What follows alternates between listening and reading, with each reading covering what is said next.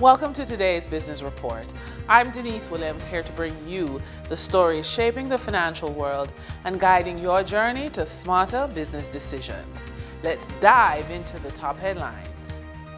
In scenes reminiscent of 2005 Hurricane Katrina's devastation on the small business sector in 4 states in the U.S. 2 decades ago, Hurricane Melissa has brought the small business sector in Western Jamaica to a heartbreaking standstill. Floodwaters, widespread power outages, and destroyed livelihoods have left communities in St. James, Westmoreland, and St. Elizabeth reeling, and the cries for compassion and coordinated relief are growing louder. Curtis Hilton, architect, builder, and chapter leader of the Small Business Association of Jamaica's Montego Bay chapter, shared a poignant first-hand account of the crisis, marking himself safe, but describing a city and region in distress. He states, "Many have lost their homes and their small businesses entirely. 8 days later, many are still without food, clothing, water, or light." End quote. According to Hilton, the numbers tell a grim story. 90% of craft shops in Montego Bay's craft market are damaged or destroyed. 80% of small cook shops and restaurants are closed due to lack of power and refrigeration. Dozens of rural grocery shops, mostly plywood and zinc structures, are flattened. Thousands of livelihoods across tailoring, farming, auto repair, taxi service, and call centers have been disrupted. Barita Investments Mobay office to remain closed until further notice.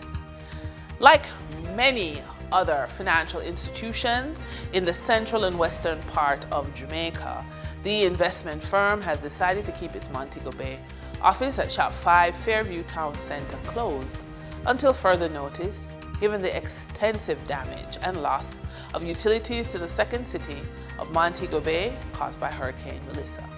Barita, in an email to clients, says its team is working diligently to restore full operations as soon as it is safe to do so.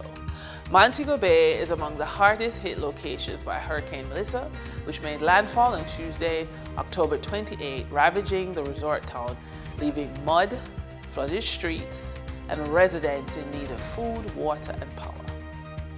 For the trading period ending November 3, 2025, these were the most actively traded stocks. Atlantic Hardware and Plumbing Company Limited, with 3,202,497 units, representing 30.08% of market sales volume. Trans Jamaica Highway Limited, with 1,696,102 units, representing 15.93% of market sales volume. Sagicor Select Funds Limited Financial, with 974,252 units, representing 9.15% of market sales volume. We now shift our focus to the Forex market rate set by the Bank of Jamaica. On November 4, 2025, the Bank of Jamaica reported US $51.69 million purchased and US $41.95 million sold by Forex traders. Forex traders earned $2.25 per dollar, selling the US at $159.52 and buying the US at $161.77. The Canadian dollar netted Forex trader $1.27 per transaction, with selling at $115.82 and buying at $114.55. The British pound yielded Forex traders $1.46 in profits, with selling at $211.80 and buying at $210.34. For our credit report tip of the day, when everything you've built comes crashing down, waiting won't fix it. Action will. The first move for financial recovery?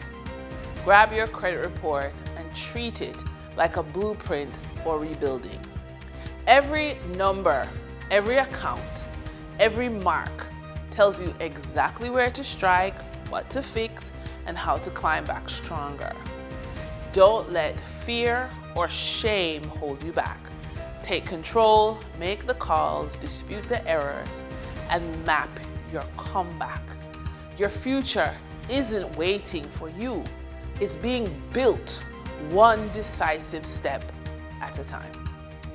In our Funded and Focused feature, as a woman facing crisis, life may have crumbled around you, literally or figuratively.